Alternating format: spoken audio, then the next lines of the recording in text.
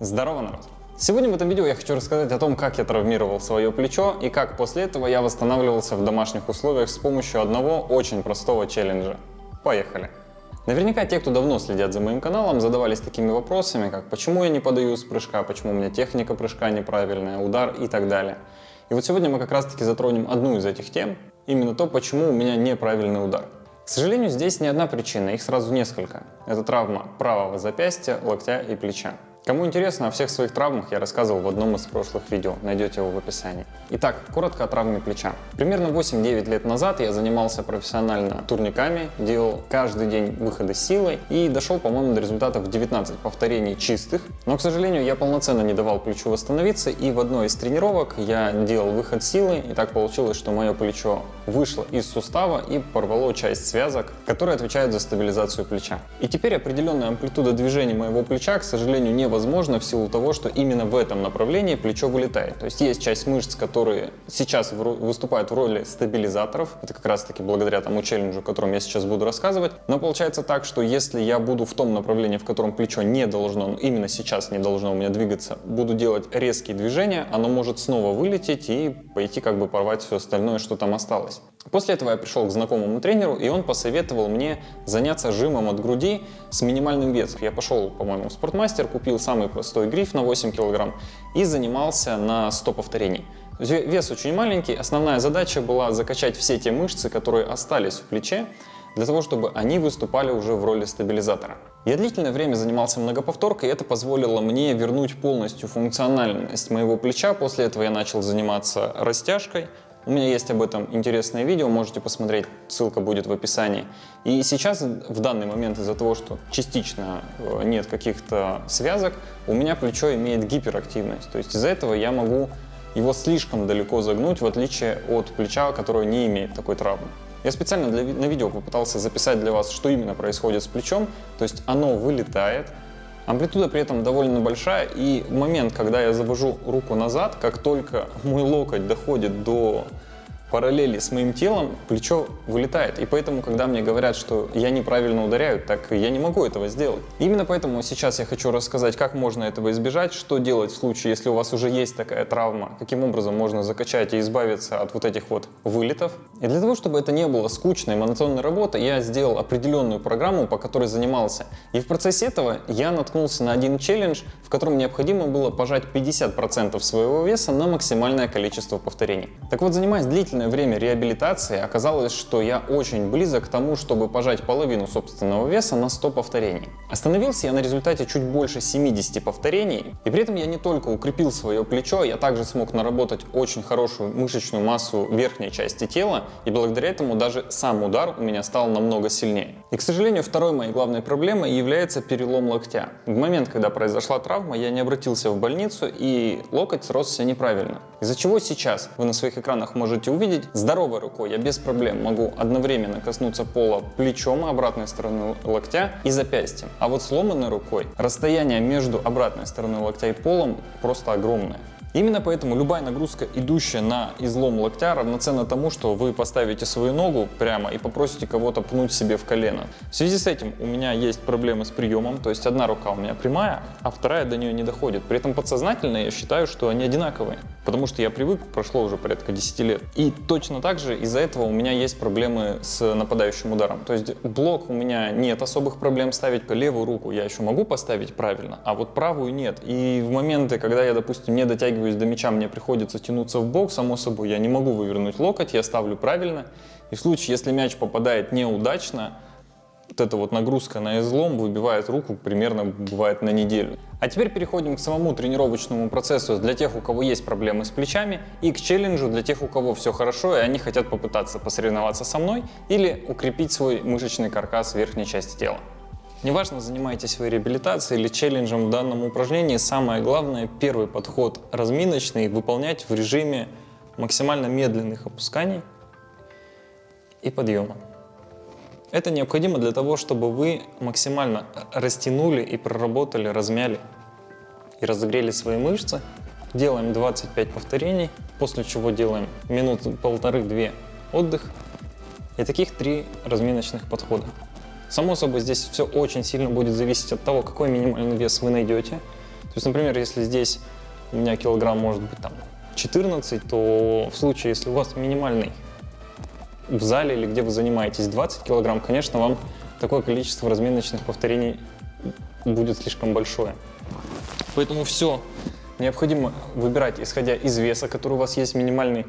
Идеально, если вы сможете собрать вот такой вот вариант, особенно если вы занимаетесь реабилитацией, то прям посоветую собрать себе именно такой вариант.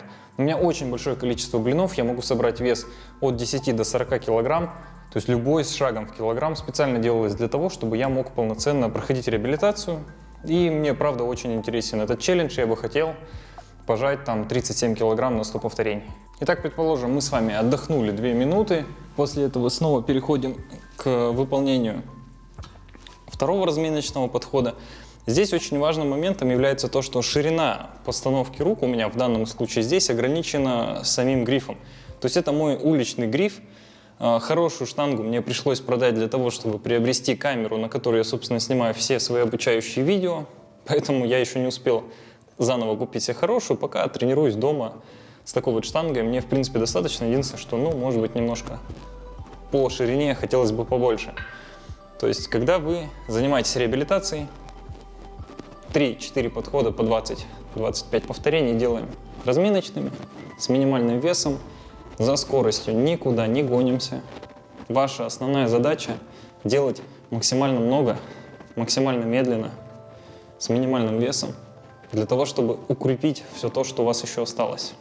Точно так же данное упражнение можно выполнять с резиной, с гантелями, то есть с любыми видами нагрузки, которые вы сможете сами себе сделать. То есть, пожалуйста, экспериментируйте, накидывайте.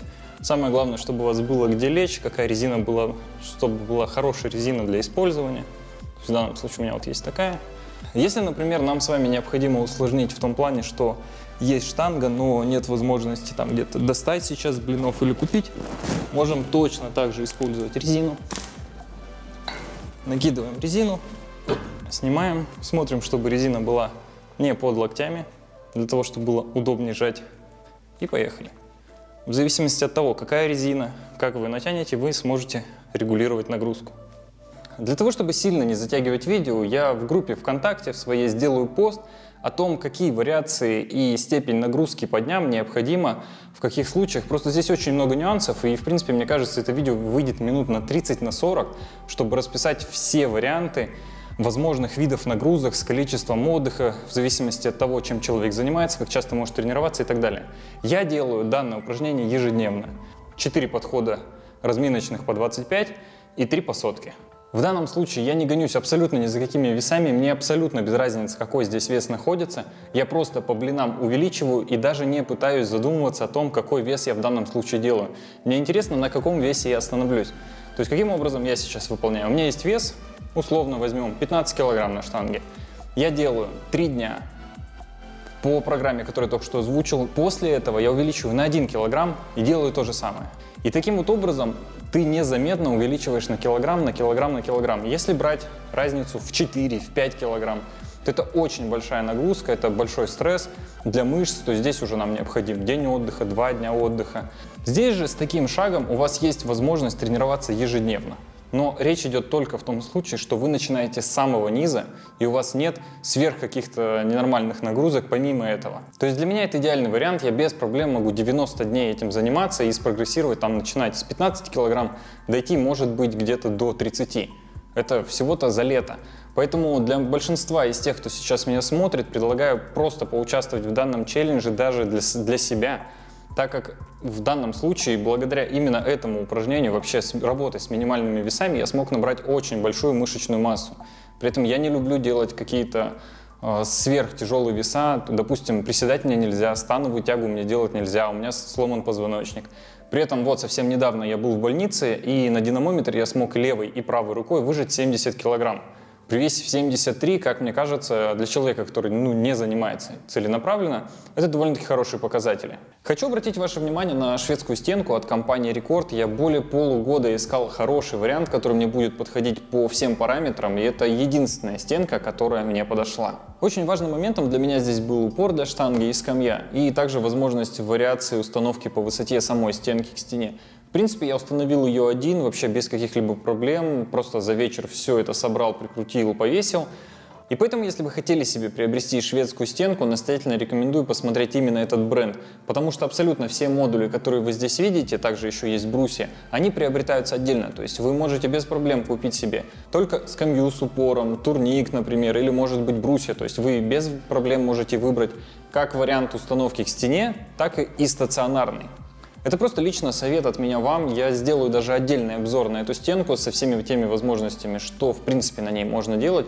Лично я считаю, что шведская стенка должна быть абсолютно у всех, кто занимается спортом и следит за своим здоровьем. Возвращаемся непосредственно к самому челленджу. Сейчас я продемонстрирую, с какой скоростью я выполняю подходы именно в нем, так как реабилитационные должны выполняться намного медленнее. Конечно, после такой работы есть даже небольшая дышка при условии, что здесь маленький вес, но делается на большую скорость. И суммарно мы здесь получаем, что, например, работая с 15 килограммами, вы за один подход делаете 1,5 тонны. Я не говорю, что такая скорость выполнения, она необходима или правильна, нет, скорее всего наоборот. Просто дело в том, что я стараюсь сократить время нагрузки на мышцы, сделать за минимальное количество времени, максимальное количество повторений. Суммарно мы здесь с вами получаем, что, например, если здесь 15 килограмм, то мы делаем 1,5 тонны за один подход. А теперь попробуйте посчитать, сколько необходимо вам сделать повторений, работая с тем или иным весом, чтобы повторить тоннаж, который мы сделали сейчас с вами здесь. Делать данное упражнение, конечно же, необходимо на той скорости, которая удобна для вас. Просто из-за того, что сейчас веса маленькие, я больше работаю на взрыв, то есть пытаюсь максимально быстро подняться и опуститься. Как только доходят веса до 20-25 килограмм, само собой, там уже идет просто сохранение скорости, инерции. То есть в данном случае уже нет такой отбивки. Я не проваливаюсь, конечно, в грудь, но пытаюсь сделать, сохраняя скорость между первым и 10, примерно ту же иметь между 90 и 100. Хочу донести до вас очень важную мысль. Сила растет не от количества повторений и подходов, а от тоннажа, который вы сделали за тренировку. То есть давайте предположим, что за утреннюю тренировку я делаю 300 повторений с штангой в 25 килограмм. Итого получается, что мы делаем за 3 подхода всего лишь 7,5 тонн. То есть вы на небольшую группу мышц создаете просто феноменальную нагрузку. Но до таких цифр необходимо время, чтобы дойти. И я до этих цифр уже доходил, так как у меня была штанга в домашних условиях, и я это делал на ежедневной основе. Если у вас нет желания заниматься подобным челленджем, то без проблем вы можете остановиться на удобной для вас цифре и просто периодически повторять ее. Например, 2-3 раза в неделю работать с одним и тем же весом в одной и той же амплитуде. Очень важным моментом является то, что после таких тренировок вам всегда необходимо заниматься растяжкой. Независимо от того, есть ли у вас шведская стенка или нет, вам необходимо будет максимально сильно растянуть целевые мышцы, которые были включены в работу. Иначе может получиться так, что после месяца подобных тренировок ваши мышцы станут максимально короткими из-за того, что вы не будете их растягивать, и ваши плечи может завалить очень сильно внутрь. То есть вы начнете сутулиться, вас начнет заваливать, поэтому необходимо абсолютно всегда после таких тренировок, особенно если вы будете делать их на регулярной основе, максимально сильно растягиваться. То есть мы растягиваемся вверх, вниз, есть турник, повисели на турнике.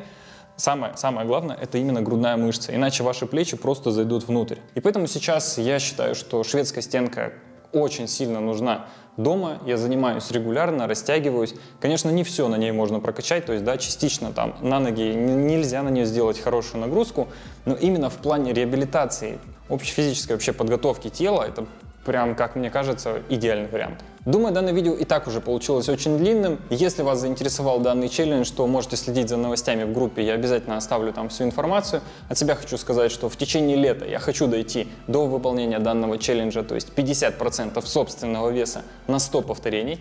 Я обязательно буду снимать об этом, показывать. Видео будет, скорее всего, только одно, когда я уже это сделаю. Но в данном случае сейчас на этой стенке я хочу вам снять всю реабилитацию по голеностопу, плечу и всем, чем я занимался. Поэтому что для вас актуальнее, пожалуйста, напишите об этом в комментариях, я сделаю это в первую очередь. Если вы проживаете в Екатеринбурге и хотите вписаться в данный челлендж, независимо от того, сколько вы весите, здесь данная задача 50% от вашего текущего веса, то мы с вами можем зарубиться потом, например, я проведу вас в свой зал, и мы с вами 3-5, сколько человек мы сможем набрать, мы просто зарубимся, возьмем 50% от веса каждого и посмотрим, кто на сколько повторений сможет сделать за тренировку. В принципе, как мне кажется, тема очень интересная. Если хотите за этим следить, то подписывайтесь на мой инстаграм, там я буду периодически выкладывать свои результаты и прогрессию, по которой я буду двигаться. Ну и как всегда по традиции, надеюсь, данное видео было для вас полезным. Если это действительно так, то не забудь поставить лайк этому видео и оставить комментарий. Меня зовут Егор Пупынин, всем удачи, пока!